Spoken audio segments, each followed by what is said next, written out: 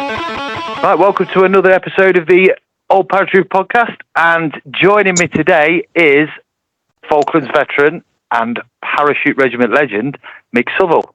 How you doing, Mick? Yeah, I wouldn't go that far, mate. Southall, mate, not Southall, but I wouldn't go that far. I don't know about the legend bit. Is it what? It's Southall, is it? Southall, mate, as in the god Neville. I get. Yeah, well, my apologies. That's not a good start, is it? No, it's right, mate. I was a better keeper than him anyway. How are you keeping anyway? All right? I'm all right, mate. Yeah. Not too bad at all. Not too bad. Good stuff. It's been a while. I caught up with you briefly. You probably won't remember because everyone was pissed in Arnhem, but it was the 75th anniversary in Arnhem. I saw you outside a pub. Yeah. But that speaks for itself. You was outside a pub, so and I had here then, so you probably didn't recognise me. But prior to that, I actually saw you. You was my DS on my drill and duties course back in 2000, and you was a bit of a beastmaster. So I'm going to try and take it out of you today. DS, or was I just one of the commanders? Was I your actual DS? No, I don't think you was actually. You were just one of the staff on there that had like their your own section and stuff like that. But I was with Schofield. Remember when he were down there? Yeah. So yeah, he was my DS trainer, whatever you want to call it. So yeah, fond memories. But like I said to you, like joking aside, you're on. I've got like a few Power Edge bits in the downstairs toilet, and every time I went for a piss, you were at eye contact staring me down. So it was like. Bring about horrible memories of probably being beasted. So, so what I'll do, mate, is like all the podcasts that I kind of do, I'd like to go back to the start, briefly talk about, where you grew up and your childhood and everything else, and then ultimately what led you on to join the mill and the mighty Parachute Regiment. So, no problem, mate. I was born in Chester, 1964. I'm in my house now, and my house that I'm in now is about 800 yards from the house I was born in. All right, okay. Yeah, I've always been in Chester. There's a place called Blaken, just outside Chester. Grew up single, one-parent family. My dad decided that he had better things to do, so he decided to shoot off. No love lost. And I was brought up by my mum with two sisters. Yeah, I was brought up a Catholic. Right. So Okay. I've got an A-level in guilt. So. Yeah, just a normal upbringing in the 70s, mate. We didn't have much, but then we were happy. Yeah, we were happy enough. Yeah, good time. 70s growing up as well. I was obviously an 80s kid, a little bit younger than yourself, and yeah, I think I was talking to someone this morning about being like the last, probably myself, one of the last generations that did all the kind of playing outside, climbing trees on bikes, and then it kind of big shift with technology, and then a lot of change. That's a good point. Yeah, I suppose. Yeah, our generation. I think the phrase was we made our own fun. Whereas this day and age, I think the kids kind of tend to spend a lot of time on the technology, should we say? Yeah, definitely. I wish my lad would get out a bit more, but he wants to. But his mates and that are not so keen. So it is what it is. But So what would you like as like school life and that? Because again, I spoke to someone this morning and I was chatting away about like Para Edge lads and stuff, and there seems to be like a trend within trouble at school and stuff. So, I suppose I was. I wasn't probably the best behaved kid in the school. I've no doubt. I wasn't. I was never expelled or anything like that. No, just like what's the? I suppose if trouble was about, I'd be somewhere near it or it would find me. But no, school was okay, mate. School was okay. I left with a few qualifications. And then I decided to join the Reg long before I left school. Right. Okay. Yeah. Was it always the Reg?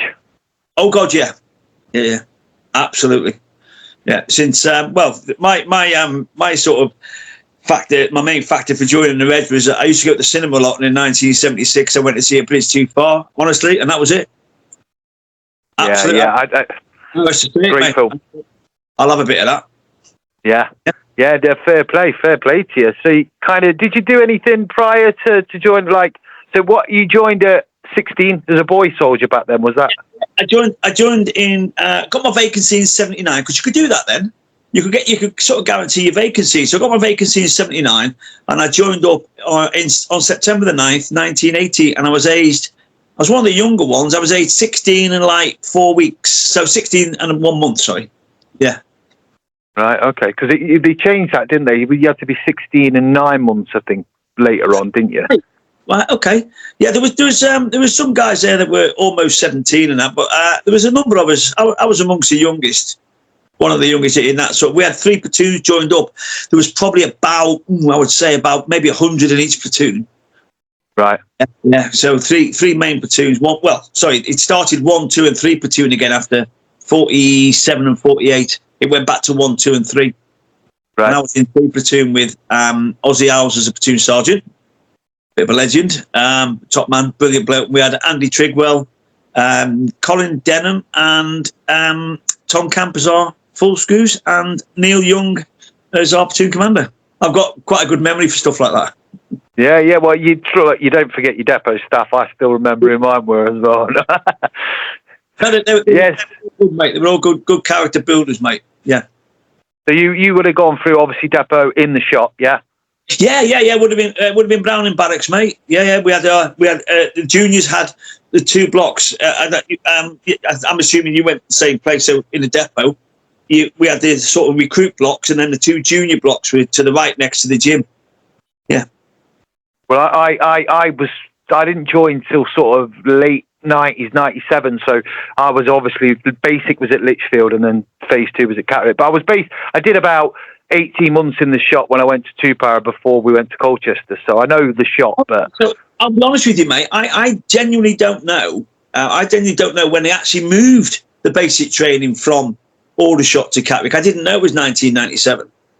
Well, I was chatting to Phil Campion the other day, and he did P Company and that, and he was the first one, I think he said 92, to do P Company and his sort of pre-parachute regiment stuff up in Catterick. So it would have been about 92. So I could be wrong. I'm sure that's what he said, but I think it was early 90s when it moved away from the shop up to Catterick and that. Oh well, maybe must have been then.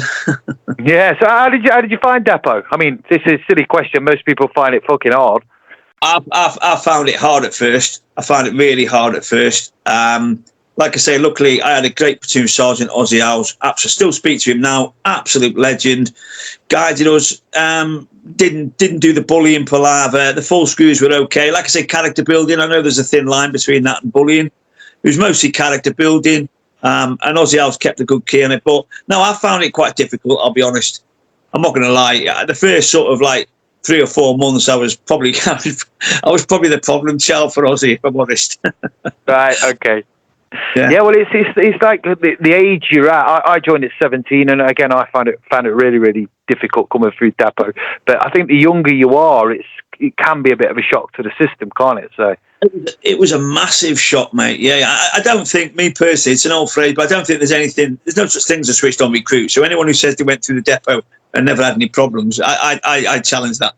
But you know, we all have to adapt, and I think all it is. It just takes people longer to adapt to being away from home, having to do their own washing, their ironing, all that sort of stuff that their mum used to do for them. And sometimes people just pick that up quicker than others, I think. Yeah, no, definitely. Well, I always joke about the fact that my old man ruled the house with a rod of iron. So when I got to basic training, it were actually easier part of it than being at home with my old man and his discipline, bless him. I found the physical side of it quite easy because I had a great PE teacher called Mr. Dempsey. I don't know his first name, sorry. Mr. Dempsey. And when he knew I was joining the army, he said, obviously you need to be fit. And he said, because he was a national serviceman, you see. Right. And he said, well, what are you going to go into? I said, well, I want to go into the powers. He said, well, and you couldn't do it these days because people would raise eyebrows. But he used to take me running at lunchtime through the woods. Great bloke. And when I got to the depot, I was okay. Yeah. Well, it was like I said, a different time back then, wasn't it? So, if you've got a good level of fitness, I think people found that once you obviously there's a lot of injuries through depot, and I think sometimes people kind of overthink it. They beast themselves prior to it. Whereas if you go with a decent level of fitness, you then kind of get fit as you go, because it's designed to get you fit as you go, isn't it? God, yeah. There were people there who'd never run at all. Never done any running. So, like you say, mate, I think the programme, looking back, okay, obviously it was hard, but you look back now and you think, I understand why they were doing that now. Might not have been so obvious at the time, but you realise, now I know why they were doing that. Why it was hard, why make it hard, because you can't, it's the old cliche, train hard, fight easy. That's without a doubt. That's why all the depot staff made it hard. And now you appreciate it. Yeah, 100%. I think they've come away now from what I've seen anyway. They've come away a lot from just beasting you out with the running because of the injuries. They do a lot more kind of functional based stuff. And I don't think that technology's moved on. Kind of research behind how you're training that's moved on. So it's not necessarily a bad thing. Whereas obviously back in and even in my day, it was go out, Thrasher, cataract training area, up and down hills and stuff like that. Yeah, of course. Like you say, technology's moved on so much, and people's knowledge and all of, even sports injuries and how to manage joints and young people's joints. When I was 16, there was no differentiation made between me and an adult recruit, 35 pounds ago, and yet my joints weren't developed. I'm not complaining, I'm not whinging, but I'm just saying there was no differentiation made. 35 pound, off you go. Not straight away, of course, but you still carried the adult weight. You were only like 16. Yeah, 100%. Yeah, it's true. You didn't think of it like that, do you? You're still developing, and then all of a sudden you're being thrashed like that. Yeah, for my neck. Yeah, fair one. So obviously you kind of passed out of depot, and then you rocked up straight to 3 Para. I went straight to 3 Para in March 1982. Passed out on February the 19th. Did Satisfied Soldier, got a week's leave, and then went straight to 3 Para. Happy days. And you B company? I was 5 Platoon B company, yeah. John Ross and Mark Cox was the boss. Platoon sergeant and the boss. Right. Yeah. Full screws with Stuart McLaughlin, Beetle Bailey, and Phil Probert. Well, the Stuart McLaughlin, I was on a holiday in Egypt a few years ago, and there was a lad sat by the pool, and he had a Reg tattoo on his back, on his left shoulder, and obviously homing beacon for Para Reg. So whenever I saw it was in memorial of my dad, Stuart McLaughlin. It was his lad. Was that Stuart, his son? I know Stuart I know Stuart very well. I know his family from the campaign, which has kind of lost a little bit of focus after COVID, but I think we're still going to continue it and try and continue to try and get Stu, or Scouse, sorry, everyone knows him as Scouse, to get Scouse some sort of recognition. But I do know Stuart, I do know. Yeah. Well, I kept in touch with him for a while after, and I went up and I spoke to Scouse's ex-wife and had a chat, and Stuart had some belongings of his dad's and stuff, and obviously he was only a baby when his dad went to the Falklands, sadly lost his life, but I knew he was kind of big on the campaign front to try and get him some sort of recognition. His 2 brothers, his son, people like John Ross is obviously very focal on it. My platoon sergeant, he's obviously very focal on it, and obviously General Pike, or Hugh Pike, the CEO. Everyone sort of is trying to get round what I would describe as red tape, or maybe sort of MOD sort of pig-headedness, and the inability of the MOD to admit when they might have got something wrong. They think it's a sign of weakness, in my view, and without getting too political. They think if they say, "Oh, we've got this wrong," they think it's a sign of weakness. Just deal with it. Just deal with it. Backtrack. I don't see what harm it's going to do. It's going to make his whole family really. They're already. They don't really kind of, I suppose, need any recognition. They know what he did, and you know what he did, and But I mean, it would be nice to be recognised, wouldn't it? He doesn't need any recognition. It's in countless books, documentaries. There's people like myself and others that tell the stories about what he did. He will never be forgotten, and he gets some recognition. But formal recognition by his country would be very well deserving. It really would, and it's just this. That's the way I see it. They seem to think that if you give Stuart some sort of award, it will devalue the other awards. And I've spoke to the people who've got awards, and they don't think that. It's not going to devalue Ian Bailey's MM or Des Fuller's MM. Of course, it's not. And it's just a lazy excuse for me. Sorry, it just is. Yeah, like I say, it's a shame because obviously, like when I came through Depot in the late 90s, that like you guys, the Falklands veterans, Scouse, were like giants and gods to us. We were like kind of in awe. So obviously there was still quite a few of you knocking around in the battalions when I was. Yeah. Without making you sound too old, but do you know what I mean? Obviously, 82 when I joined, it was like 15, 16 years after. So I think we must have. When I was in C Company with obviously great guy Kev Eaton. There was Kev. There was me. I'm trying to think. There was a few other Falklands veterans in C Company at the time. Yeah, as full screws, me and Kev were full screws together, and we were still knocking about, mate. We were still cutting about the cuds and all the rest of it in 1992. Wow, yeah. Happy days. So how long was you in battalion then before, obviously, the Falklands kicked off? Big news. And it's funny because when I got to the battalion, obviously 17, and the battalion were then on standby. Spearhead. What they used to call spearhead. Open my patch and one. That's what you used to call spearhead. And we were the spearhead battalion of the whole British Army. Now, in those days, the place that the spearhead would normally go is Northern Ireland. Now, me and all the other 17-year-olds weren't allowed to go to Northern Ireland. Right. No, you weren't. You weren't allowed to go. In the guard room, there was a board of rear party if they get deployed, and all our names were on there. Because you couldn't deploy to Northern Ireland because it was an internal counterinsurgency operation. You had to be 18. Right. And that's that. Yeah. But for some reason, when the balloon went up to the fort, nobody really took any notice of the fact that we were under 18 until somebody went, well, hang on, what do we do with these guys? Well, they're not on rear party; they're all packed to go. And they did ask us if we wanted to go, and we all said yes. Oh, without a doubt. It's the barrage mentality, isn't it? It's what you train for. Well, that's what people say to me. Oh, you were too young and all that. No. Hang on a minute. I was a fully trained paratrooper just like any other Tom. And in fact, some of the privates, I'd been in the army longer. Because I'd been in the army a year and a half. Some of them had only been in 6 months. Yeah, of course. They'd gone straight through recruit company, hadn't they? So I was just as experienced as those. So I don't go with that argument when people say, oh, you shouldn't have gone, you weren't ready. Yes, I was. Don't try and tell me that. You've got no chance. Well, you were training. You were prepared. Like, they make no secret of it when you're going through training that what you need to do. I know it's a bit difficult talking about it, being taught it to the real thing, but you prepared, and that's what you want to do. It's like doing anything and never getting to do it for real. I'm a firefighter now. It's like never going into a house fire. It's like that's what you want to do, isn't it? Yeah, well, a firefighter and a soldier, you could say they're the same job. They're the same sort of mentality because they train for a job they hope they'll never do. Well, yeah, and like we always joke about it, that there's someone's worst day when the house is going up. It's like exciting and a buzz for us in a weird kind of way. When we got to battalion, mate, we all had to go on Northern Ireland training. Yeah. Spent 2 weeks, might have even been longer, at night at. Yeah. Down Hythe and Lyd, doing all the sort of the villages, the rioting, the sort of all the Northern Ireland shooting package that they used to do down there.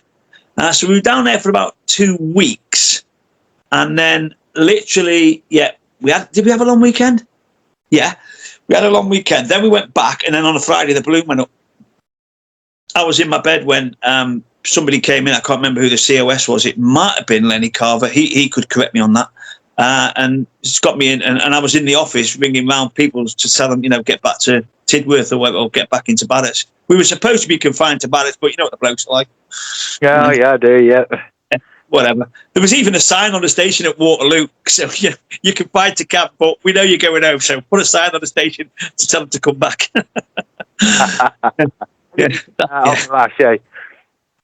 So then after that, mate, it was just a case of getting all the kit ready and making sure everything was ready to go. I mean, I was obviously just joined the battalion, so I had none of my own equipment, nothing. I was just basically, man at Q&Ms. Everything was issued, everything. Yeah. But the other guys obviously been in years and had sorted the webbing out the way they wanted it, and they'd done all that. I didn't have time to do that. Oh, yeah, I know that's one of them, obviously, because then the conditions when you got there and you're in the issue kit. Oh, God, yeah. But I mean, I'm laughing at it, but at the time, it was really horrendous. But we did get issued kit on the way down as well. The kit like thermals and quilted suits and stuff like that. We got issued windproofs, but the windproofs were so bad, we just gave them back. A lot of people did. I wore my power smock throughout the whole, because I know the windproofs that they gave out were so bad, we just gave them back. They were pointless. Okay. But there was, I mean, I never had it. I didn't know many people who had waterproof boots. Maybe some of the senior guys could tell me, could correct that, but I don't think anyone had. I think I know Sully Aladji had some German para boots, but I know Sully very well anyway. And he's already said to me, he doubled them for about a week and a half, and then as soon as he got on the island, the water went over the top, and they were wet anyway. Yeah, they're only as waterproof as the height of water, aren't they? The Marines had their sort of mountain Arctic warfare corridor. They had all their walking boots and all that, but we, you know, as you know, one of the biggest problems we had was the DMS. Yeah, of course. So obviously you major, but when did, I suppose, how did Free Para get down there? Did you go what vessel? Well, we moved from that was, I mean, for a 17-year-old, mate, I'm not going to lie, I found it quite exciting. I thought we'd go around the Isle of Wight 10 times and come home. But we were sort of going down on coaches with, you know, police escorts, and everyone's moving out of our way on the motorway. And I'm like, that bloody hell, is this serious or what? Then we got down and we went on the Canberra with 40, 4-5, no, 4-2 and 4-5 commando, I think it was. Yeah, 4-2 and 4-5 commando. So there was 2 commandos and a parachute battalion on the Canberra. Well, that evens it up a bit, doesn't it? Yeah. Well, we had to see if they could get more to our standard, but, you know, there you go. Yeah. They tried. Yeah. I know loads of them, mate. They'll be sat there going, "Oh, shit." But yeah. It was just. Sorry, no, go on, mate. So yeah, how long were you kind of at sea before then? And I suppose when did it start to kind of kick in a reality as to, all right, this is actually happening now? I think for me, I'm actually quite stark on this. For me, the reality was when the Belgrano got sunk, and then Sheffield got hit. Right. I thought, no, this is real now. This is happening. Oh God, yeah. Ships are getting sunk. Yeah, and I thought, well, this is it then. You know, I didn't think anything was going to happen to me. Maybe the foolishness of youth, but I just was like, yeah, this is obviously serious. Yeah, but you obviously you kind of took it in your stride as you do. You're going, you know. Everyone did. Everyone sort of took it in their stride. You know, yeah. We'll just. It wasn't like It wasn't. There was certainly no flapping or anything like that. Yeah, okay, guys, this is what we've got to do. Let's go. You know, no shouting, no ranting and raving. No, right, everyone got your kit. Right, let's go. Yeah, there was no. Like I said, there was none of the sort of whooping and hollering that I was used to in the depot. You know, double A, double A. No, I was just like, okay, guys, everyone got the kit. Okay, let's go. Yeah. Right, okay, yeah. So talk me through the first few days of landing on the island. Then what? Because so we landed off the Intrepid. Okay, I landed off the Intrepid, the Fearless Marine Cap. Actually, the commander of the Fearless actually lives near me now, and I go for a drink with him. Yeah, okay. And he speaks very highly of us. Actually, speaks very highly of the Reg. Very good. It was quite amusing. Somebody told him about me living local, and a guy. Well, you know Del Amos. Guy called Del Amos. Yeah, probably. Del Amos and I sort of go for a drink together, and this admiral said, "Oh, I want to meet the two of them." He loved it, and he loves the Reg. So we landed off the Intrepid. Because of the delay, 2 Para landed. Okay, then 3 Para landed. 2 and 3 Para were the first one to land. 2 Para first, then 3 Para, and then the Marines came up behind us. Okay, we sort of got ashore straight away up to my knees, if not higher. I had obviously my Bergen, all my kit. I had the 84 as well, because obviously being a new bloke, who else was going to get it? Had the 84 and sort of made our way up onto the side of the mountains and sort of started taking up defensive positions. But even during the landings, that's when the first time the Argentine Air Force actually started attacking the ships. Yeah, so as we're in a short, and air raid warning red, and there's the jets coming in trying to blow the ships up. And you had obviously a front, seat view to that.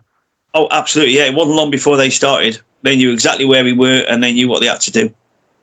Yeah, I know I'm not the first person to say this. The Argentine Air Force were very brave. Really? Oh, God, yeah, they were. Everyone has a lot of respect for them. Yeah, they were very brave. Oh, yeah. Fair play. I mean, did they attack any of the positions that you were dug in at, or was it mainly the ships? They concentrated on the ships. Right. Okay, I've read from documents over the years that they were flying so low, the fuses in the bombs didn't have time to arm. So they were going into vessels but not going off. That's how brave they were. They were flying so low. Okay, no. Fair play. And you know, I seen capital vessels on fire. Okay, I didn't see any explode, but I've seen the aftermath. I've seen the capital vessels. I've seen, you know, watching jets getting shot out the sky by missiles or by other jets. And this was all like I think we stayed in San Carlos for maybe a week or 10 days, something like that. Yeah. And what were the conditions? Mate, yeah, it was just like soaking wet. Just soaking. Sometimes you'd get a long period of dryness, but it's an old cliche. You got all four seasons in one day. Right. It really, and obviously not having any great sort of outdoor equipment or any sort of Arctic kit apart from, you know, perhaps the old crisp packet waterproof and that sort of stuff. Yeah, it was challenging. Really, I think it was very grim. Yeah. Yeah. So obviously the conditions are up against you. Not only have you got, you know, an enemy that wants to kill you, you've got the conditions as well, which again is horrendous, isn't it? Oh, it was. I mean, the conditions. I mean, to be honest, most people started going, you know, signal air raid warning red. Oh, I couldn't care less. I just got used to it. I couldn't care less. Off you go. It's air raid warning red. I don't care. Put everyone. Couldn't care less. I'd rather die with a cup of tea in my hand. Okay, and because they weren't going for us. You see, we've got to be fair. They weren't going for us. So they were going for the ships. Okay, they were going for the ships. But we were just like a normal defensive routine, mate. You know, patrolling, okay, stagging on, admin, okay, briefs, what's going on, you know, what are the plans, etc. You know, our plans were obviously to move forward by helicopter, but of course, after the Atlantic conveyor got sunk, obviously Brigadier Julian Thompson's plan was basically up in the air, completely gone. So then it became the decision for ourselves and 4-5 Commando, okay, both, 2 battle groups with other elements to walk. And what sort of distance we're talking? Well, probably from Port San Carlos to Estancia, I think it's about, to Teal Inlet, I think is about 30 mile. I think it's another 20 odd or 25 miles. Okay, taking into account the terrain, the distance from Port San Carlos. I mean, some people say we walked about, on an average, from what people have said, I'd say about 80 mile. With obviously a shitload of kit. We had a lot of heavy kit at first, but then thankfully the local farmers took a lot of heavy stuff off us. But we were down to basically CFO, no sleeping bags, of course, CFO. My kit probably weighed about 80, 90 pound, and I probably weighed about 70 at the time. I mean, long time ago. Yeah. Yeah. So, like I say, yeah, the conditions, that amount of kit, and trying to stay, and obviously, you know, being a paratrooper for as long as you were, it's like people start to jack a bit in the field, don't they? And people start to go down, and people did go down. I look at it still myself from the view of a 17-year-old. I have no idea why I didn't go down. Okay, but a lot of people didn't, and I've spoken to other people and I said, you know, what was, you know, why didn't you suffer anything like that? Because we didn't want to let each other down. So it might sound a really sort of bone cliche, but we just didn't want to let anyone down. So we just kept going through, and everybody I've ever spoke to was in pain, and, you know, all in their own way, whether it be mental, whether it be physical. Obviously, people had really, really bad feet, you know, all that sort of stuff. But yeah, it was. I can say it's the hardest thing I've ever done. I don't care who says. If anybody wants to try and challenge me, then off you go. You go and do it. Yeah. Yeah. Yeah, God, I bet. I mean, I can't, like I say, we'd heard the stories. I've read countless books, and kind of spoke to kind of many sort of Falklands veterans like yourself. So, yeah, I've heard the stories about the weather and the freezing conditions and the feet wet from the off and that. Yeah, just my feet are tingling thinking about it, mate. I bet they are. It really was the hardest thing I've ever done. I know a few veterans who say that. Yeah. So how long after, obviously, you'd had this tab across the island, 80 odd miles with your kit and that. So when did you get the orders through that you were going to take Longdon? We got those orders, or our objective, we were told, I think it might have been about the 7th or 8th of June. Okay, and then we got our orders on the day, on the 11th of June. We got our orders in daylight, because obviously it was going to be a night attack. So we got our orders for that night. You know, the old-fashioned battle procedure. Yeah, absolutely. Yeah, it's basic, good old-fashioned battle procedure. Admin, no move before. O group. You know, rehearsals on the way. Believe it or not, rehearsals. Okay. Yeah, rehearsals getting onto the start line. Yeah, I still don't know how the Argentinians didn't see us, because we're getting orders, and you could see Mount Longdon from where we were, and yet they didn't see 300-400 people, thankfully, walking. They didn't think, I don't think anyway, that we would be stupid enough to do it. They didn't think we would walk. Surely not. All their defences was towards a beach landing in Stanley. You see, they never thought we'd walk. Yeah. So they just kind of, I suppose, the element of kind of, I suppose there's a lot of things and elements of luck in there as well, isn't there? That kind of. Oh, a massive, massive amount of luck. Okay, how they didn't see us and all, you know, how they didn't see us when we're moving across as a battalion, the good old-fashioned battalion snake. How did they not see us? How did they not find us with an aircraft? I don't know. You'd have to ask them. No, nobody's seen us, or nobody knew, because they would have attacked us. And if we were out in the open, one of their very, very, very effective fight aircraft, the Para, if they'd have sent a couple of Picaras and they'd have found us, they could have done us untold damage. But they just didn't find us. I don't know how. Or 4 or 5. They never found 4 or 5 commander either. Well, it's like I say, elements of luck in all them sort of things, isn't they? So, yeah, an awful lot of luck.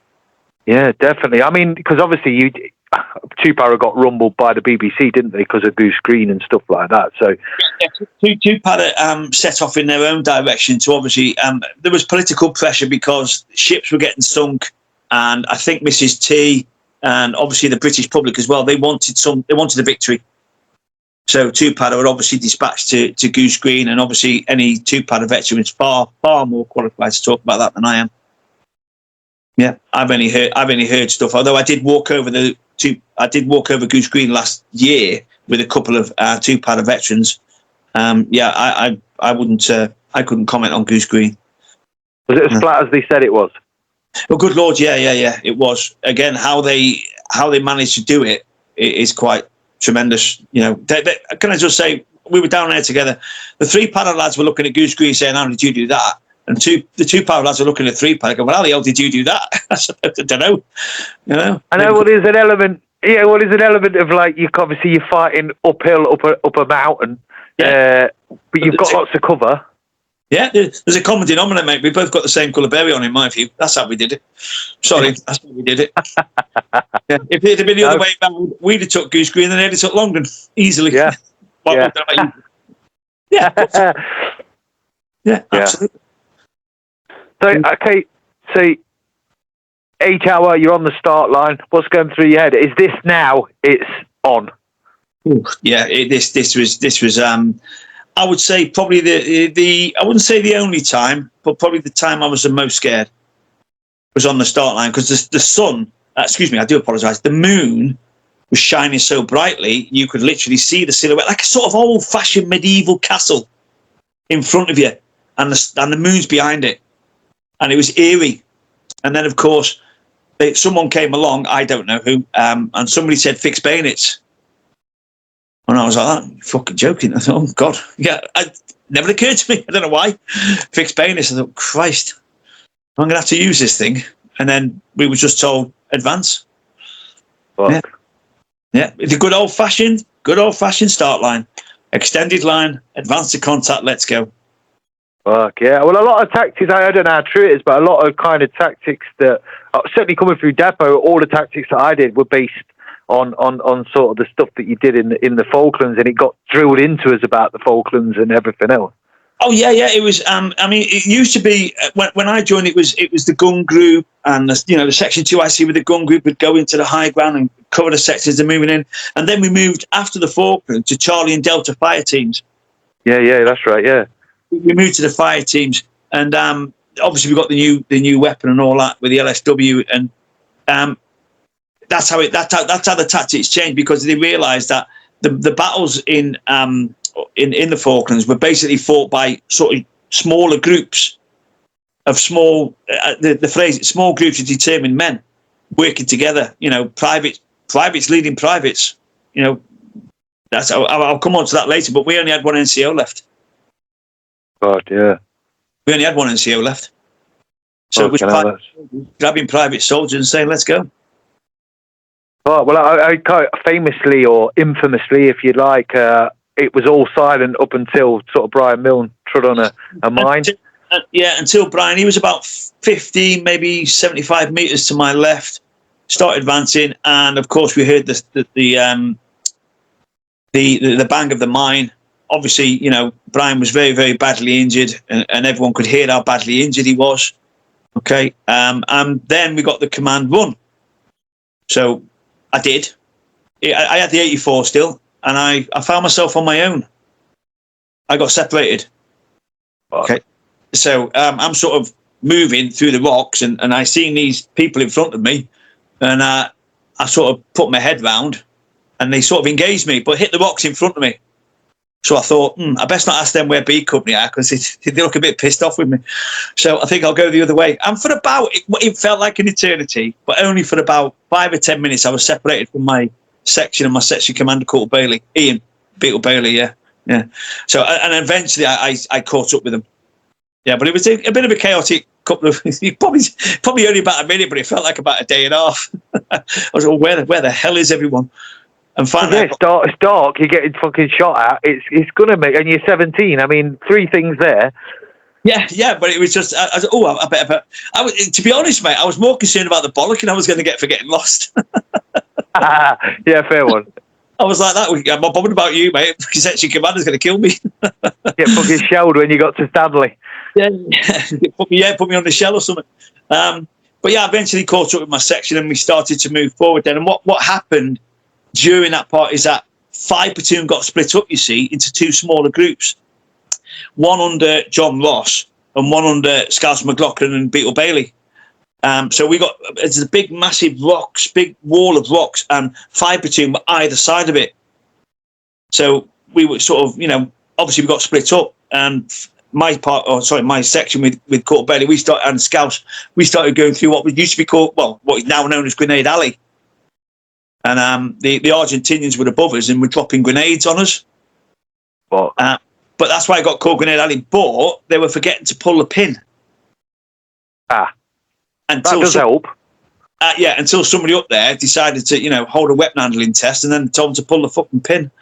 Next thing you know, they are starting to go off, so we better get out of here quick. Yeah. Then we moved forward, and Court Bailey and Beetle, moved forward, and we got to a gap, and we got engaged from some bunkers from the rocks. So Court Bailey sort of said, you know, who's got the 84? Well, Mick Southall's got it. Right, okay, so he brought me up, pointed at the bunkers. So a guy called Boots Meredith somehow became my number 2. I don't think he was designated, but he just, you know, took the round, put it in. I engaged the bunker. I did hit it before anyone even tried to say I didn't. I did hit the bunker, but there was another one. So they said, right, reload. So they reloaded. I knelt up again, and I got a click. Okay. People say, oh, Mick forgot what to do. I didn't. It just wasn't the right thing to do. Right. What it was then, you're supposed to stay still for a minute in case the round goes off. Yeah. You can't do that under fire. No, of course you can't, no. Get out of the way, you dickhead. And people are dragging me, so I've sort of fallen down, got this 84 with me, you know, helmet all skew whiff and all that. You idiot. I said, oh, all right, well, throw it away. What? Throw it away. So I threw the 84 with the heat round over the rocks. Okay, and it landed next to a guy called Harry Harrison. Because he said, someone, you know, who's throwing 84s or something like that, something along those lines. Yeah. My two IC, Colin Edwards, he always says that he knows about what the backblast of an 84 is like, because apparently, I didn't know this, of course, Colin walked into the backblast as I fired the round. Right. Thankfully, it didn't cause him any great damage, but he said, I know what a backblast of an 84 is like. Sorry about that. Yeah, probably shit him up a bit. Oh, yeah, apparently it woke him. Well, he did actually say once, we've had a few beers, he said, actually, he dried my clothes out.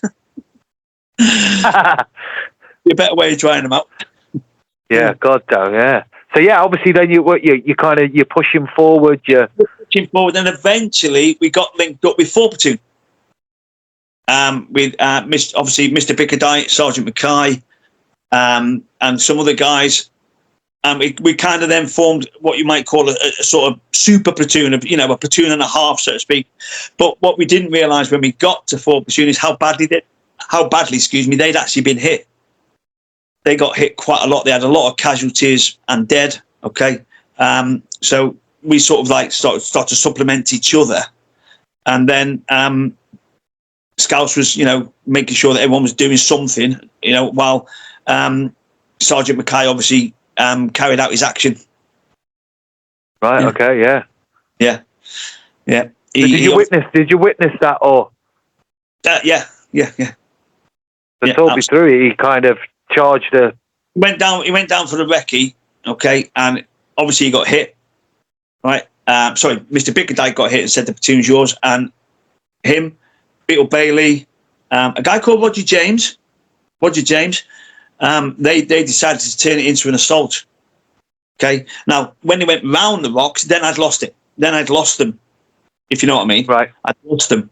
Okay. So I witnessed the sort of initiation, but I didn't see what happened after the rocks because we were in a fire support position, firing at the rocks further ahead. Yeah. What they didn't realise was in front of, just as they came round the rocks, which they weren't aware of, there was a couple of trenches right there. And they're the trenches that took out, Sergeant Mackay took the trenches out, but Corporal Bailey, my section commander, he got hit 3 times. Once in the neck, once in the hand, and once in the hip. Right. So Beetle was quite badly injured, and obviously Ian Mackay died on the position. With the guy who went forward to confirm this was Corporal John Lewis. Well, Corporal John Lewis in the dark grabbed the first person next to him, which happened to be me. And another guy that was with us was Sully Aladji. So we went round, we treated Beetle Bailey as best we could. John Lewis told Sully to stay with Beetle. Me and John Lewis went forward, and John confirmed that Sergeant Mackay was dead. Okay. Now, Sergeant Mackay was my platoon sergeant in training. Right. So it was a big shock for me as well, because I actually liked the guy, and he always used to chat to me on the camera and ask me how I was doing, that kind of stuff. Yeah. So John confirmed he was dead, and then sort of tried to turn it into sort of like an ink gathering sort of task as well. What can we pick up? Can you see anything? And then all of a sudden the Argentinians engaged us. So then we moved back. And that's when it was decided that we would then do like basically a live, for real, casualty evacuation under fire or whatever you want to call it. Yeah. 4 Platoon had got hit really, really badly. So then you're extracting casualties, yeah. Extracting casualties. I found myself with a guy called Neil Gross, who I joined the army with. It was his 18th birthday. With him was a guy called Mark Howes Thomas, again, just turned, I think Mark might have just turned 18. And another guy that was there who was dead by the time I arrived was Ian Scrivens, who happened to be the youngest guy to die in the task force. Right, okay. Mark Howes Thomas did as much as he could. Only a young lad. Did as much as he could for Neil and for Scrivs. And Mark was under an awful lot of stress by the time we got to him. Okay. Myself, Mark, and others, we did our best for Neil and casualty extracted him as far as we could to the regimental aid post. He'd been shot in the chest. Okay. And had a sucking chest wound. I got told later on he'd been laying on the wrong side, so his other lung. I don't want to go into too much detail in case his family see this, of course. And we got him to the RAP where Phil Proberts, the medic, was rushing around, treating as many people as he could, doing a great job, to be fair. And Mark was at Neil's head, and I was at Neil's feet, trying to calm him down. But then all of a sudden, he just didn't make any more noise, mate. He went there. Yeah, it's all right being taught first aid in a classroom and in a training environment. You can't be prepared to be in that condition with limited resources, No, mate. No, we had the training that we had at the time was the best that people thought. Okay, it turned out that some of the people who didn't come back, all the medical aid in the world wouldn't have helped them. But that hit me a lot. The death of Neil Gross, and I know it hit Mark Howes Thomas quite badly as well, because we joined together, and there we were. One of our junior paras with us was dead there. One of them was on the stretcher. You've got me, Steve Jelf, another 17-year-old. You've got Mark House Thomas. He might still have been 17 at the time. I don't know. Mark could confirm that. You've got him, me, Steve Jelf, and others. And we took our turns on the poncho, trying to get this young lad to the RAP. And everyone did everything they could, but he just went there and he just went quiet, mate. And really, really, really sad. Yeah, I bet it's obviously it's a difficult. I can't. Heartbreaking now, to be honest. Yeah, I can't. You know, I've been involved in some stuff throughout my career and stuff after, but again, I can't relate to that. I suppose the ones that hit you the most, again, are the people. It's like human nature. You've got a connection with that person. There have been other soldiers that would have died in that conflict that you didn't know or that didn't affect you. No, absolutely. But it was just like you say, we'd all joined the army together in 1980. We'd all passed out, you know, in slightly different platoons. 476 and 477 junior para was split in two. Okay, they always say the best ones that went to 476. I might disagree with that, but there you go. And the others went to 477. And that's the only difference between us. We did everything else together. We even, you know, and then get to the battalion, and then we're up on the side of this mountain, all, you know, very, very young, in fairness, inexperienced guys, and one of us is dying, and we're trying to keep him with us, and we just, you know, it was heartbreaking, mate. Yeah, I like I say, I can't even imagine. So maybe not at the time. That was the only time I was angry. Yeah. I was gonna get. I'd already got. I know for the fact I'd already got one, but I was gonna get more. I was angry. I'd got one. I'd already taken an Argentinian out within the first, I don't know, 20 minutes, because we came to a big boulder, okay, and I said there's someone out there, and someone beat up Baylor. Someone said, "Fucking shoot him." So I did. Put a few rounds into him with the SLR, went forward, and there he was. Yeah. That was a real wake up for me. Okay. Not that I forgot to mention that. I was going to mention it before, but now I was angry. I was angry now, and I just wanted to fucking avenge what had happened. I was really, really upset by that. And then I've got my platoon sergeant's dead. My platoon sergeant in training is dead. I've got one of my mates has died. Sorry, two of my mates had died. Jason Burt, 17, he died. Neil Gross had died. Ian Scrivens had died. We all joined together. They're all in 4 platoon. I had to just join up with them from 5 platoon. And I've lost 3 mates, just like Mark House Thomas had, Steve Jelf had. There was others like Simon Ward is another one that people tend to forget. Julian Barrett, he was 17. Simon Ward, I think, might have been 18. I don't know. But yeah, I wasn't the only under 18 down there, I can assure you.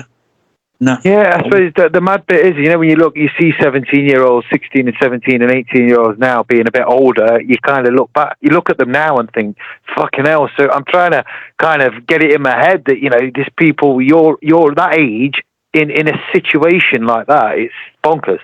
Yeah, it is. But I'm not in any way, shape or form bitter towards anybody, because I will never ever have anyone tell me that I shouldn't have been there.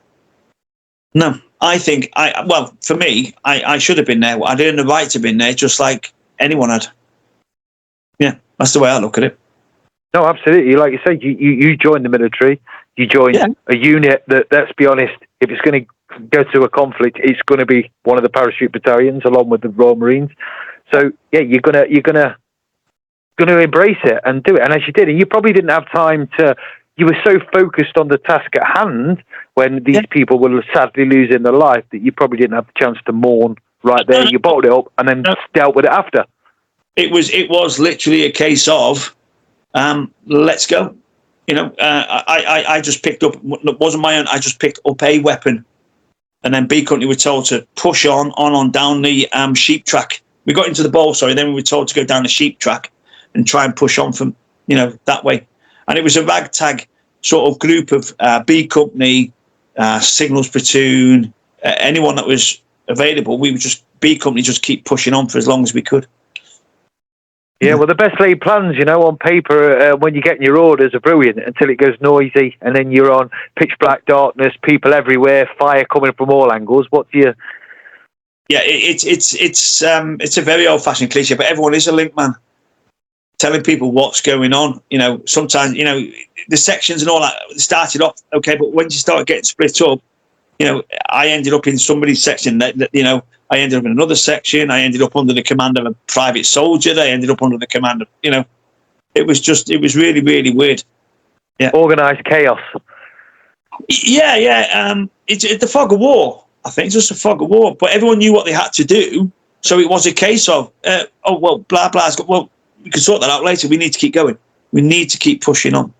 And the company sergeant major, John Weeks. Okay, everyone knows John Weeks. I don't need to say anything that people haven't already heard. But there's only one word to describe him, and that's awesome. He was awesome. Yeah, he kept us all going. Absolutely.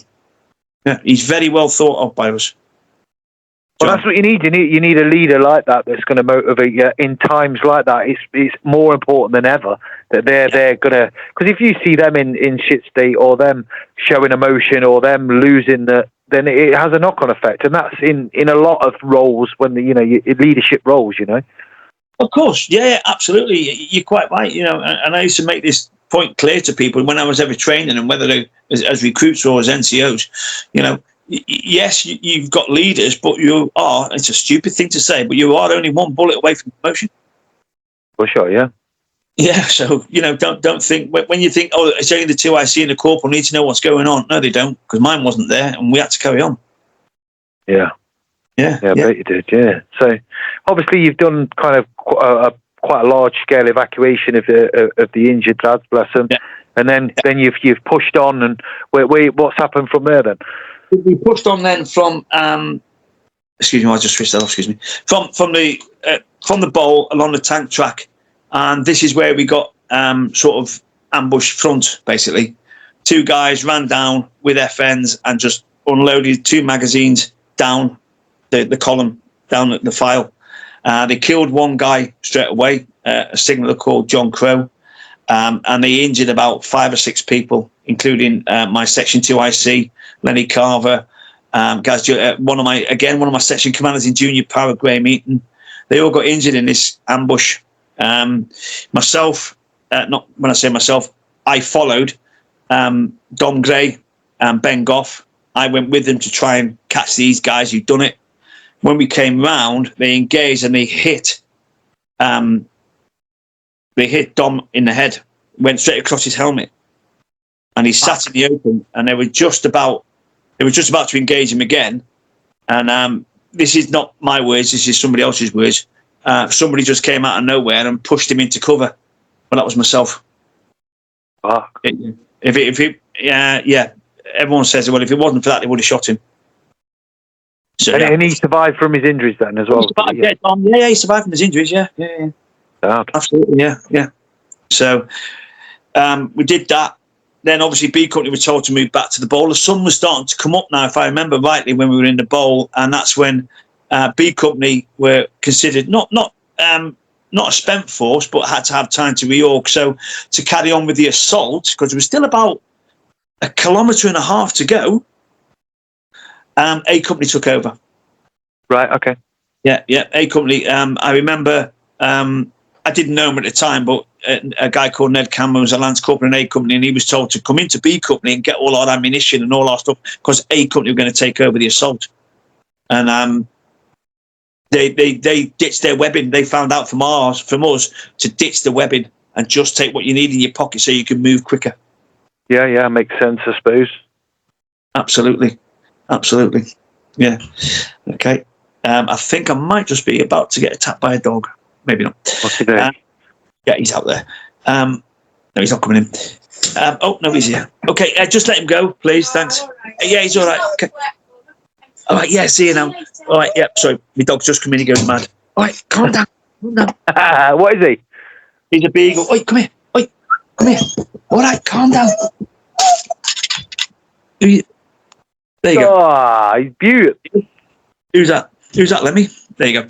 Calm down. Get down, mate. Get down. Yeah. Sorry about that. Full name as well. Good name. Oh, Lemmy. Oh, yeah. Named after the other. So, yeah, A Company took over, and they took about, it was a good 1.5 kilometres of ground or real estate.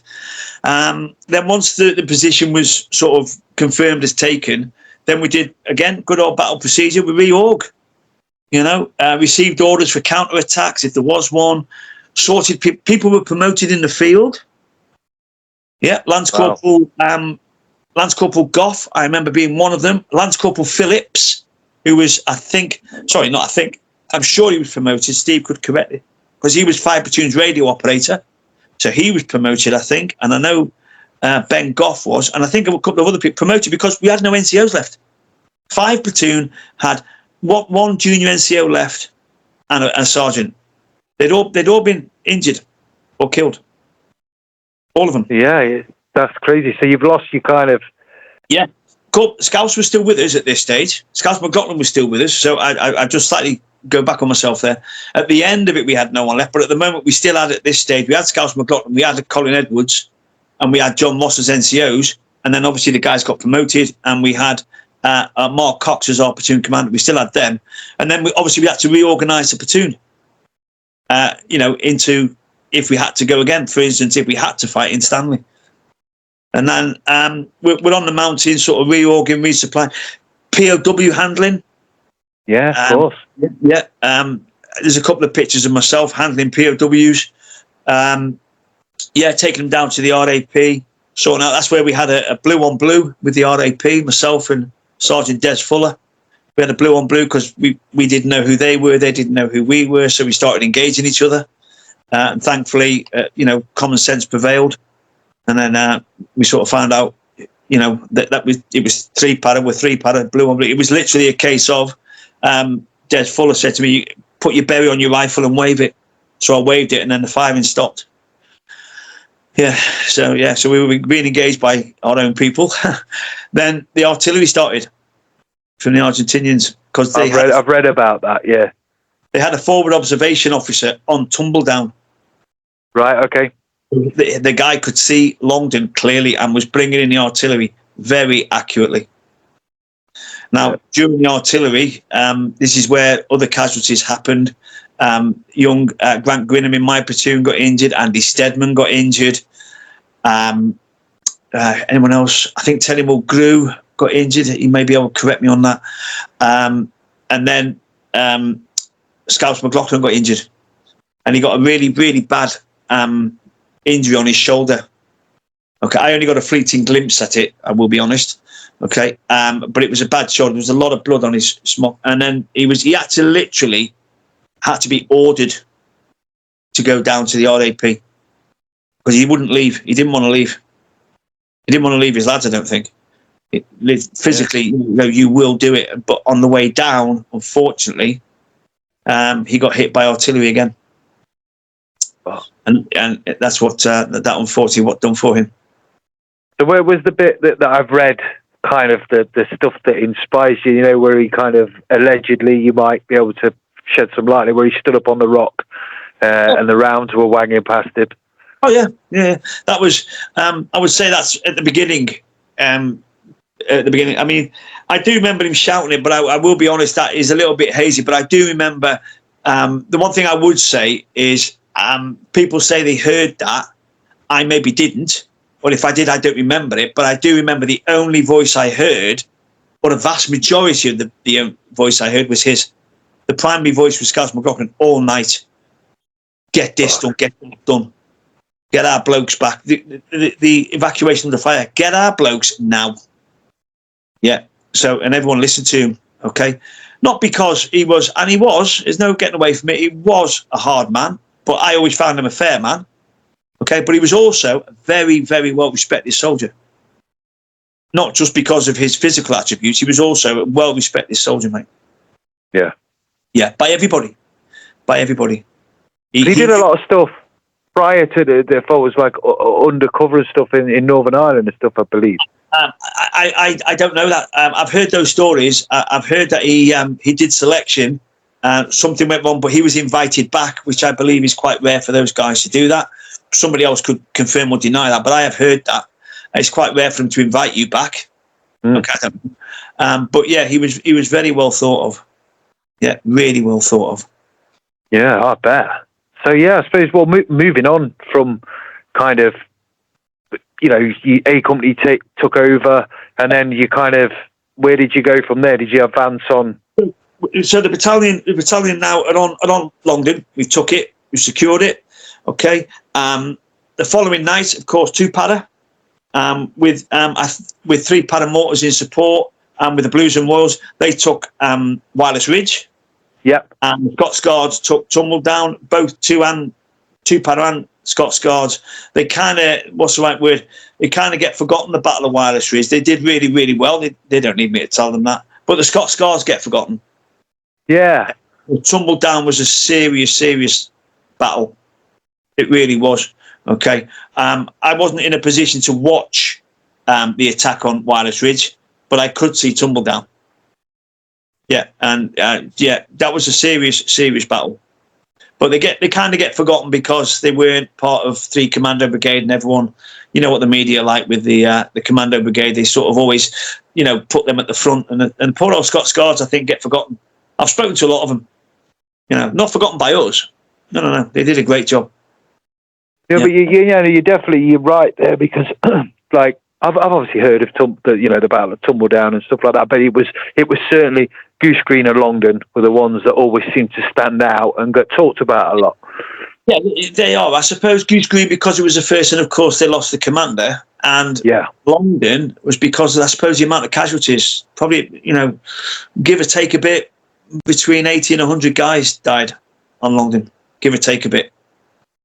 From both sides, give or take a bit. Well, it's like you kind of, it's been said a million times, you're fighting in the dark in a well fortified natural feature.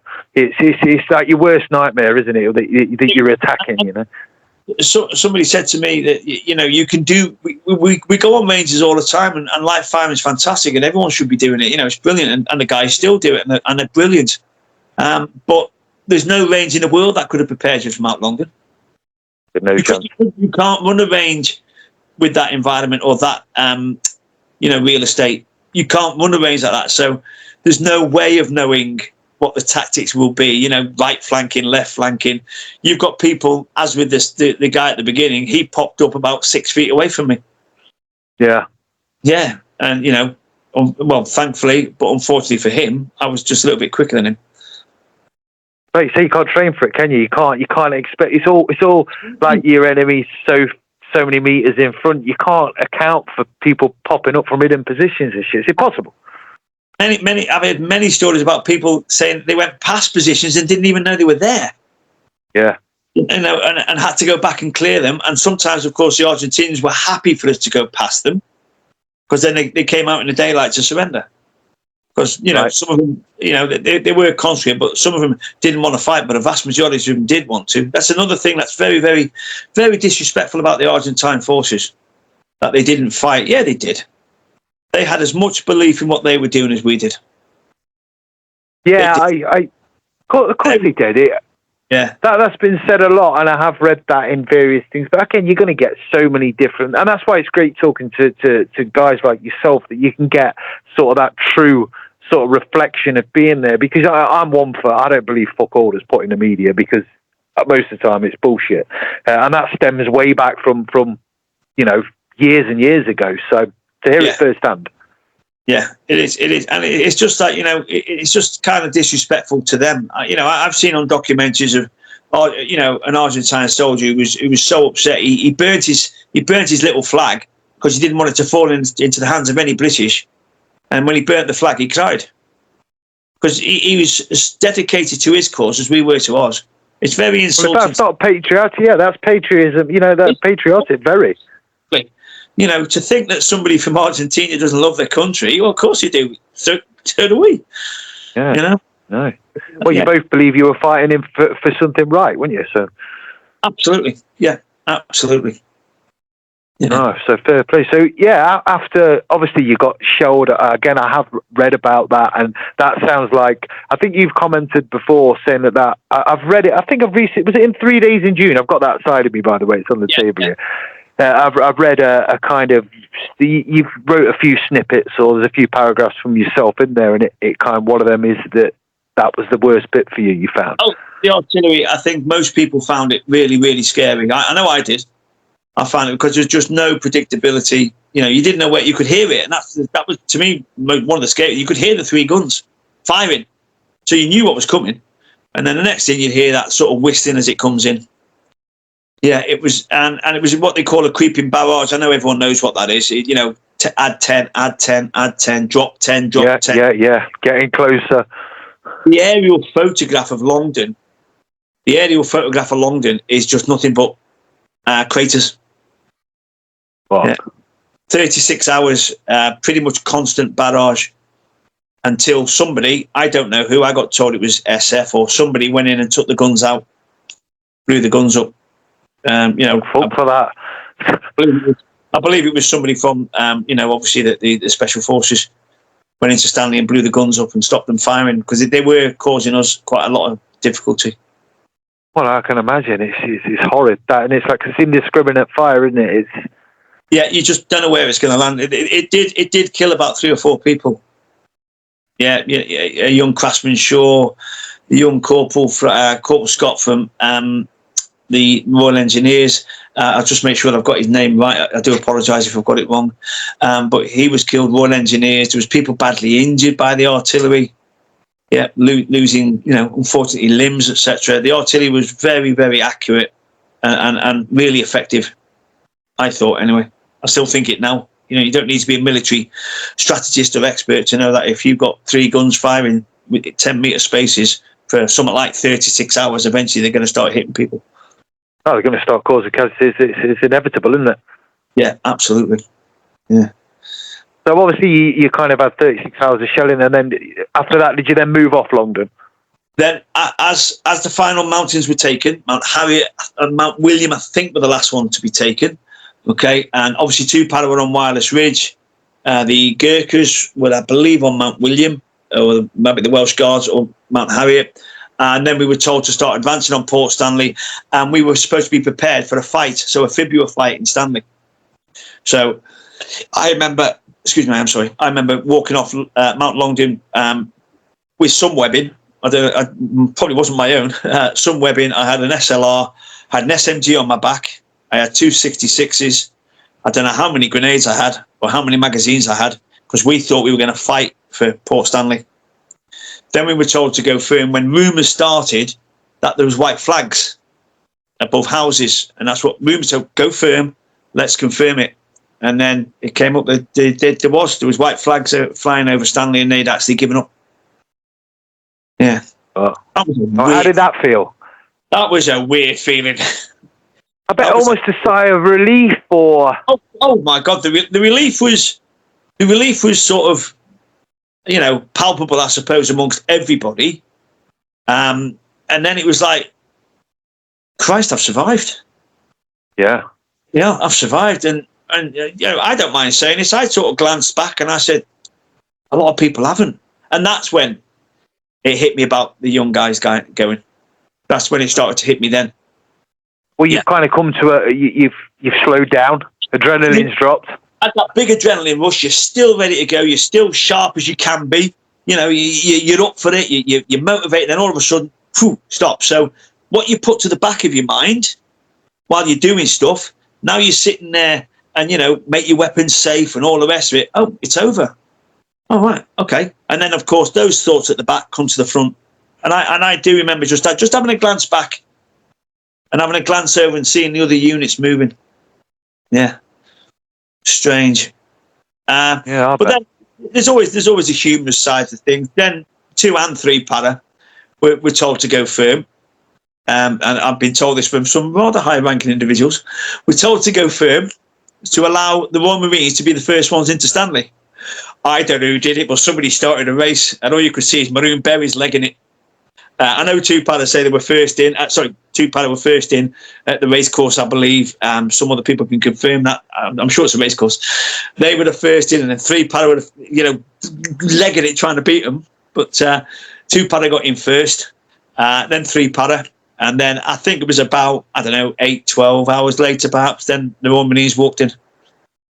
Yeah. And they were shown to raise the flag on the BBC because they lost it, didn't they? They surrendered there in the first place. They took 2 Para's flag down, got all the press around, and then they put the flag up. Yeah, I know a lot of, yeah. There's nothing against the War Marines, but they're very good with the media, is the best way of putting it. They weren't the first ones to Stanley. They weren't the first ones to put flags up, but they had the cameras with them. See, that's what a lot of people don't realise. After Goose Green, no press with us. Go away. So they went with them. That's why all the photographs of the films are of them. Because we never had any press with us. It's the same sketch with everything. You got the press on your side, and then they'll be all for you. But as soon as you piss the press off, in which case they didn't piss the press off, but they obviously had a beanie bonnet back because they fucking gave away their position or what they were planning to do. They told the World Service that the 2 Para were moving on Goose Creek. So it wasn't the case. It might be a different slant on it, actually. I was under the impression it wasn't the fact that the press were pissed off with us, is that we were pissed off with them. So, no, you're not coming. Get lost. Yeah. That's the thing, you know. We had some photographers like Tom Smith. He took it's up on my wall there, quite a famous picture of myself again guarding the prisoners. But we didn't have any news with us. No. We told them to go away because they can only, like you say, they will film stuff and claim to be your best mates, and then 3 months later they'll sell it to somebody and try and make out to be some sort of, we need an inquiry into this. We've seen it in the press now, haven't we? Yeah. Well, you see, with every conflict, and I'm just waiting, for kind of recent conflicts to come out and there be investigations and stuff. And they're like, look, there's people that are always. Yeah, they absolutely love it, mate. I'm afraid I won't give a journalist a time of day because, no, I got asked last year to do an interview for the BBC. No chance. Not a chance. Why? Well, because you'll twist it and you'll make us out to be murdering animals instead of being professional soldiers doing a job, taking a position. Yes, war's brutal. Yes, people get hurt. Yes, people get killed. It's called war. It ain't nice. But don't try and turn it into something that it isn't, like some sort of savage bloodletting or bloodfest, because it isn't. And you know that from your tours. I know that from ours. It's not that, but the media turn it into that. Yeah. And what I will say, I can't vouch for any other unit. I only serve with 2 Para, but again, in them sort of environments, it's like I know we play hard, paratroopers on the piss and stuff, and they've got a bit of a reputation for being like a bit like that. But when it comes to being in war zones and shit like that, it's professional is the word, isn't it? Which is it. As soon as something bad is done by the young lads, they're only young lads, and they go off the rails perhaps, and get involved in a scuffle or get involved in something a bit weird. The press can't wait to destroy them, and then as soon as something happens, where are they? Where are the army? Not just the Paras or the Marines. Where's? Well, now, can we have an interview, lads? You must be joking. Last week we were the scum of the earth, and now you want to talk to me? Jog on. Yeah. Apps, piss off. I know. It's terrible, isn't it? It's like 1 minute you're the golden boy, the next minute you're a. Oh yes, you're only 1 second away from being the worst thing that ever walked the earth to the press, aren't you? Yeah, of course you are. Yeah.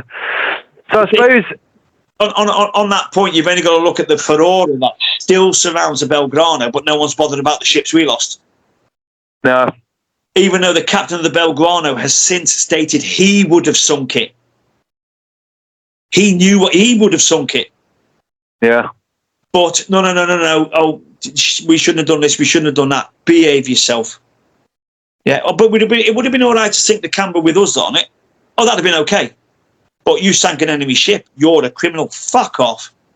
I know, it's mental, isn't it? It's just you can't quite grasp your head around it. And again, all these reports come from like people that have never been in that situation as well. I think that's the bit that grips my shit the most. If you analyse any actions in any operation, in any theatre, if you analyse them in a lovely, comfortable court in London, of course it looks unbelievably cruel and horrible. But you've got to put yourself in a situation, okay? If a young lad thinks his life's in danger, he's got a split second to make a decision. But these people have never had to do that. They don't know what they don't get it. They don't know what they're talking about. and yet they're in there criticising it, and they're making so much money out of it. It's all money. There's no getting away from it. It's all money. It's all money. Blood-sucking lawyers. They can't wait to make money out of something. No, you're right. I agree with you totally. It happens in all kind of... You're seeing it quite commonly in... I'm sorry. Remember, 3 Para were investigated. I was interviewed by the special branch and by the Metropolitan Police of Scotland Yard. You know? And I gave them this... They said, can you just go through what you're on about? It's 1992. He went, yeah, well, I'll tell you what. You talk me through what you were doing on the 11th of June, 1982, and I'll do it after you. How can I remember that? Behave yourself. Okay? He was asking me stupid questions like, did you turn right here or did you turn left? Oh, fuck off, mate. I was a 17-year-old Tom running around. You're on about where did I turn left and right? Behave your fucking self. Honestly. Bonkers, isn't it? I know, I can't imagine. It's ridiculous, isn't it?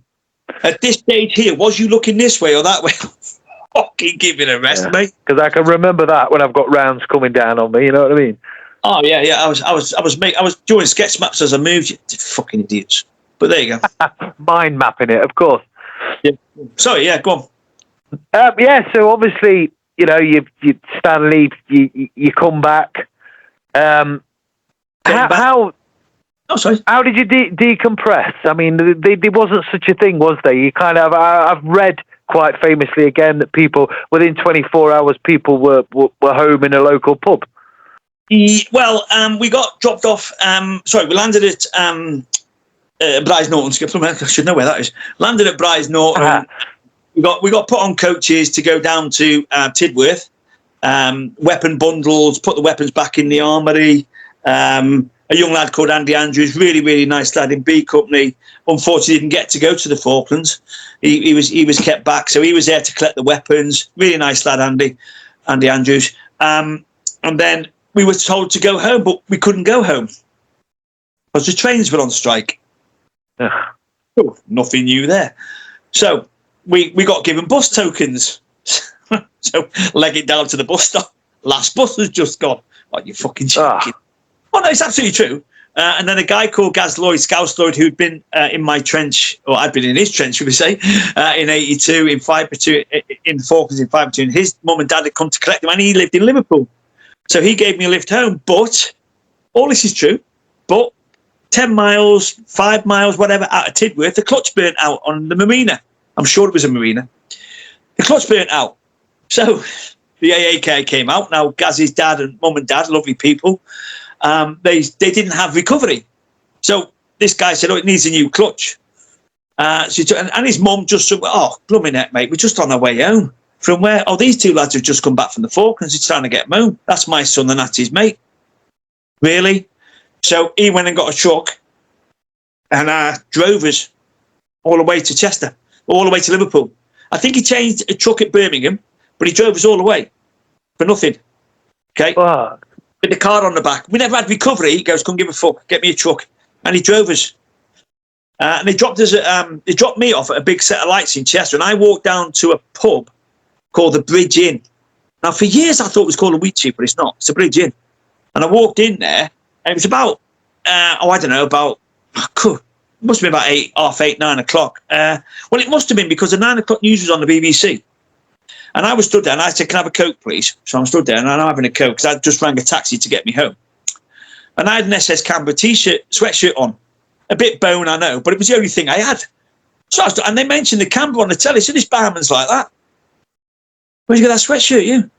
I said, oh, off the Canberra. He goes, what? I said, yeah, that's I just got back today. I'm one of them on there. He goes, you what? I said, yeah. He said, do you want a drink? I said, I can't, mate, I'm not 18.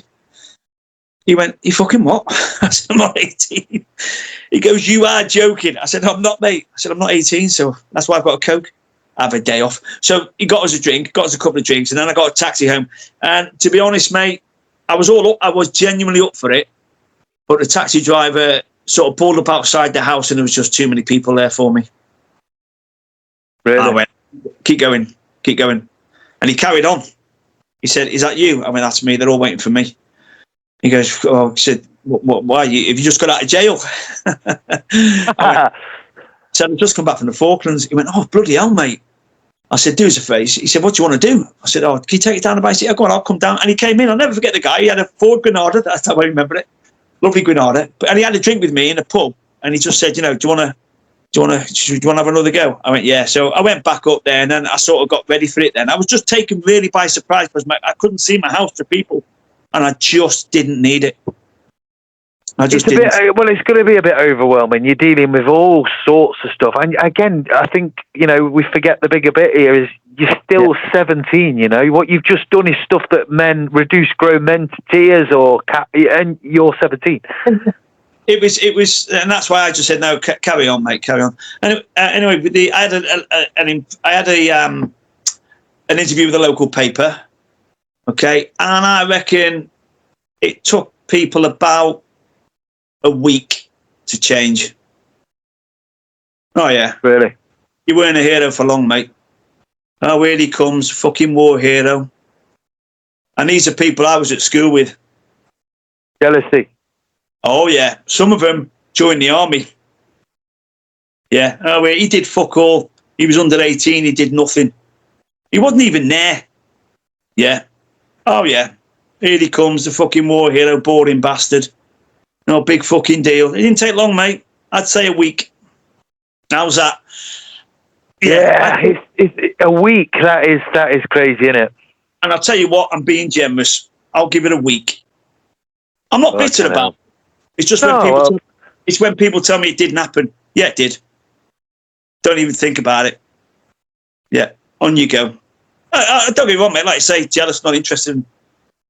It is, and it is quite a famous saying. You'll never find a hater doing better than yourself, or and the jealousy's involved and everything else. Oh, the jealousy was just like, just on you go, mate. And like I said, and these are people like I say, I was at school with. Some of them joined the army. Okay, that's fine. On you go. And they were telling people that there's no way I did anything, and the bit in the newspaper was rubbish, and it was all garbage.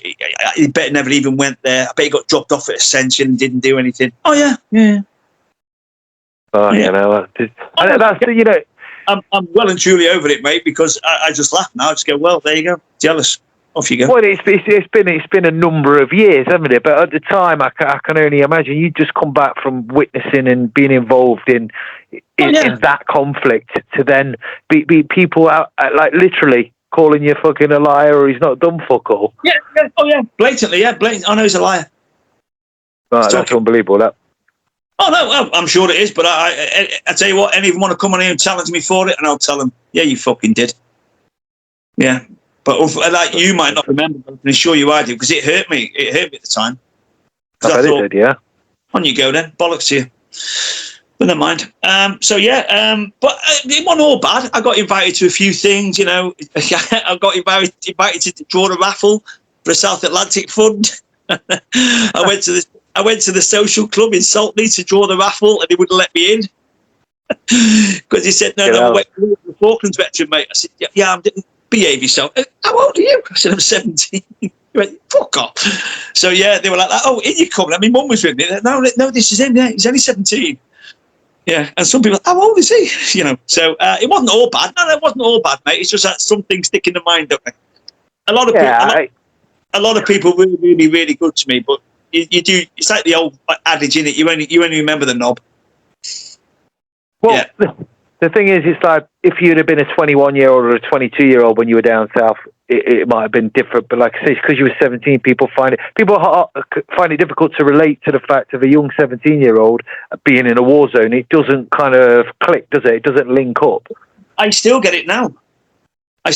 When I say get it now, I don't mean to that level. I mean, people, I've got some really, really good friends in Chester at the Breakfast Club, and I went to the Breakfast Club and they asked for your details, your military service and all the rest. I had a Falklands t-shirt on at one of the mornings, and one of them just said to me, okay, excuse me, can I just say, you were in the Falklands, but you're only 50. I said, oh, it's all right, mate. I've heard it loads of times. I was only 17 down there. Oh, right. He said, we got to check. I said, no, I know that. I said, I'm not bothered. He said, I feel really stupid now. I said, don't. Because I would check it. If someone said to me they were down there at 17, I'd check it, but I can assure you I was. And there's nothing worse than being fucking someone challenges being a walt. Oh, yeah. check. It was a mitty check. Fucking hell. Yeah. Oh, it's all right. It was a Walt check, yeah. Yeah, fucking hell. So I suppose like the bit like we come to now is like, what was your decision? Because I know a lot of lads after that, they decided to leave, didn't they? Yeah, most of them had joined and done what they wanted to do, and a lot of people did get out. An awful lot got out. I was given the option to get out if I wanted to. If you want to leave, you can leave. Okay. The only problem with me is I hadn't even signed on. So how can I leave? Okay. I hadn't even signed on. I didn't sign on till about September, October, till they got round to the paperwork. But yeah, I never had any feeling that I was going to leave. I always thought I was going to try and make a career out of it. Okay. So I never had the inclination, but I did watch an awful lot of people leave or perhaps go on to other things, SF, other jobs, that kind of thing. And it didn't take long for the battalion to sort of break up quite quick. And then, of course, the young recruits start arriving. And it's that circle of life, isn't it? It's that cycle. The recruits come, people get out. And it just went on. But it just seemed it just seemed to gather a pace, I thought. Because by about sort of 1985, 86, I would say the Falklands veterans were in the minority in the battalion. Yeah, probably, yeah. Yeah, definitely amongst the head shed, for instance. Yeah, absolutely. I think a lot of obviously all the young officers, the young lieutenants, and people like James Bashall and Jim Chiswell and all those guys are now joining 3PAD. Obviously, they went on to have brilliant careers, but they as you know, they start somewhere. And all the young officers were obviously not Falklands veterans and that sort of stuff. So it's just that cycle. It just goes, doesn't it? People get out and people join. Yeah, things move on. Well, what I did notice as well is like not a lot of, you didn't see many Falklands veterans that then went up through the ranks. And I spoke to one guy before, and he was like, well, why would I want to go on a fucking career course when I've done it for real? And that was a general kind of... that's actually true. I mean, when I went down to do juniors in 1988, by that stage, I think the DS down there were absolutely sick of it. So I got told by, who was it now? It might have been Mick Cullen. Is it Mick Cullen? Or somebody like that. Whatever you do, don't say anything. So when I got there, obviously I never said a word. And it wasn't until 3 weeks into the course that the DS, Geordie Patterson, Green Jacket, brilliant bloke, turned around and said, doing some, this is what you got to study at weekend, lads. And he just turned around and went like that. Oi, Court Southall, was you in the Falklands? And I went, yes, colour. And then everyone sort of looked at me because I never said a word about it. Nobody asked me because they didn't want to hear about it. You could say jealousy, but they didn't want to hear about it. And also, they didn't want to hear about it, and I didn't want to draw attention to myself. So yeah, it was one of those things, mate. I just kept my gob shut. Yeah, they were probably best. Yeah, they were just sick of it, mate. All I wanted to do was pass the course. As you know, you don't want to go down there too many times, do you? No, definitely not. No, but so you continued on, and you did 28 years in total, didn't you? I did a tour in Northern Ireland, working in support of the SF, not a member of them, not in any way, shape, or form, just working in support of them in a training job. I came back from there. Then I went to Para. I was in Para for a few months, and then Colonel Shaw realised that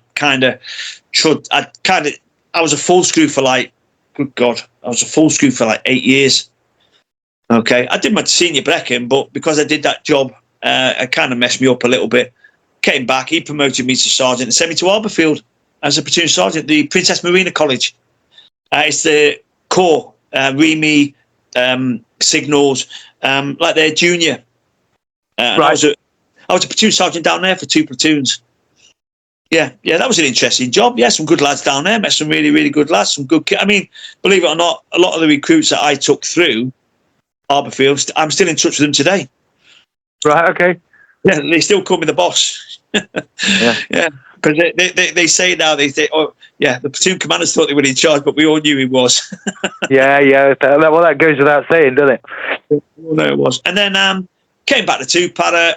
Kind of stood still again. All right.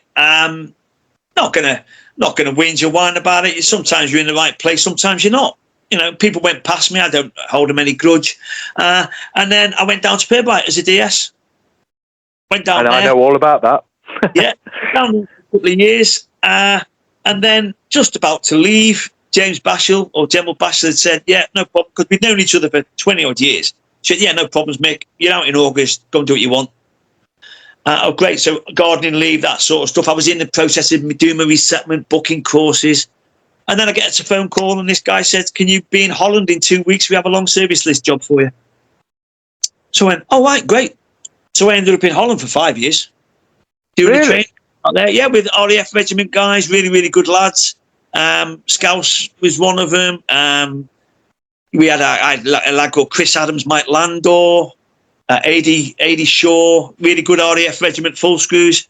I had Hamish Balfour as a sergeant major, and we had a European training team, and our job was to go around NATO headquarters and take all the generals and their staff for their weapon handling tests and things like that. It was a gift. Ah, right, okay. It was the easiest job I've ever had. Well, that's nice, steady little number to finish on. It's good that they looked after you like that, isn't it? It was. And then at the end of it, Major Bryant, the OC of the long service list, said, do you want to do an online recruiter? And I said, no, I don't really want to do that. He said, well, you know, you got knocked. And I was at a crossroads. I know some people come to this crossroads earlier. I was at a crossroads going, well, if I don't get out now, I'll never get out. You know, I may as well get out now. So I just said, well, I'll take the 12 months notice if you don't mind. Did my resettlement. I went to America, trained as an emergency medical technician on the ambulances out there for a few months. Came back, ended up in South Sudan with Russ Bishop and Paul Bishop and Lee Mahoney and Billy Dryden, working out there. Billy Dryden worked out there as a medic. Okay, it could have gone better, but I would reckon probably most of that was my fault because it's the first job I'd had since I left the forces. So I kind of messed it up. I don't mind admitting it. I kind of messed it up. So I came back, went to started off my own little training company doing first aid training, then drove a lorry for a couple of months, then went into being a full-time first aid trainer, then ended up doing residential security in London. All right, okay. Working with a few guys, and then at the end of that, I came home, and now I'm just a part-time first aid trainer because obviously now I've got my full pension, so I just do about 12 days a month teaching first aid. Oh, happy days. That's it, mate. That's a summary of the last few years, to be honest. Yeah. So I work about 12 days a month teaching first aid. A bit of a gift, to be honest. Gets me out of the house, bumps up the old beer tokens, and that's it. Yeah. Really. Yeah. I didn't know whether you'd contemplated the whole the CP market because obviously, what year did you get out, Mick? I got out in 2008 when the CP market was still pretty good, but I'd seen too many people like, God bless him, Keith Butler and others. I'd seen too many chasing the dollar. Nothing wrong with the guys if they want to do it, that's fine. And I just thought, do I want to be running around sort of Baghdad or Kabul at 44 years of age? Yeah. And then, unfortunately, I probably couldn't have done it anyway because before I got out, my hip collapsed. So I had to have a metal hip before I got out. I remember, hearing about that, yeah. I probably wouldn't have been as agile anyway. So I didn't want to risk that. So and then someone said, right, another way of working on the circuit, what they can't get hold of is medics. So go out to America, qualify as an agent. And that's how I got that job in, really, really lucky and really thankful to Russ Bishop and Paul Bishop and Richard Vans and Lee Mahoney. They got me the job in South Sudan, working with Gav Timms, another brilliant bloke. Yeah, I've seen Gav quite recently, actually. Brilliant lad, Gav. Yeah, absolutely fantastic bloke, mate. And like I said, mate, first job, not sure how to handle it, and I kind of messed it up. So, but great that Russ and Paul and all that gave us a chance, and Richard Vans. And then I came back, and I thought, oh, well, you messed that up, didn't you? Yep. So let's have a look for something else. Yeah. Yeah, it's a difficult one. I flew out, funny you mentioned messing it up, after I left the Reg, I flew out, the day I was flying out to work CP in Iraq, it was Keith Butler's funeral, because I was going to work for the company that he got killed working for. So I went out there, and I was straight out the Reg, and I fucked up my first job. I was out there a week in Iraq before I fucked it up. You'd be surprised how many people say that. They get up, they all mess up the fit. And do you know what? Somebody said that to me, and I thought, that can't be true. You will mess up the first job you get. And they were right. Yeah. They were spot on. Yeah, no, absolutely. I still see Ross and Paul, and I no animosity at all. Not in the slightest, not at all. Yeah, it's the Reg way, innit? Like, blokes are blokes, and blokes. Fucking hell, you've known some through your career, I'm certain of, that were a constant fucking, call them social hand grenades. Do you know what I mean? That were fucking. You can't go through life bitter and twisted. And just like, yeah, okay, fair enough. I think sometimes people do have, I've noticed some people do have sometimes a little bit of a problem being more self-effacing and having a look at what you might have done wrong. It's not always the world's fault. You ever thought it might be you? Yeah. Yeah, it is. They need to hold your hands up and admit that. It's a good thing. And like you said, you said you fucked up, and that's that, isn't it? Oh yeah, absolutely, mate. No, I've never hidden it. I've never made any bones about it. But then the amount of people who, like you just said, fucking, I did the same. I fucked it up my first job. It's what it is, isn't it? Hold your hands up. I wouldn't say I was completely at fault. It was a bit of both parties, but it was me that threw punches. That's all I'll say on that matter. Oh no, this wasn't punches or anything like that. No, not at all. It was just a disagreement about things, and I'm fine. No problem. Right, Nick, I'm conscious of that I've kept you for enough of your time. Look, I could sit and talk to you for hours about. I'm sure there's a lot more to the Falklands than this hour or an hour and a half you've had with me, and I'd love to sit and talk to you all day about it. I find it fascinating, but I'll let you get off now, and it's been an absolute pleasure, pal. No problem at all. I'm always happy to help people. If anybody wants to talk, stuff like that. I've had people say to me they'd love to get me in a corner and sit me down for half an hour, just tell us what it was like as a 17-year-old. And I still look at it that way. 17-year-old Tom, not with the knowledge I've got now. I always look at it from that point of view. Yeah. Okay. Yeah, I'm glad I can help. Absolutely brilliant, mate. And it's been an absolute pleasure. I'll have a quick chat with you off air in a second, but for now, like I say, thank you very much, Mick. It's been a pleasure. Stay safe. Take it easy.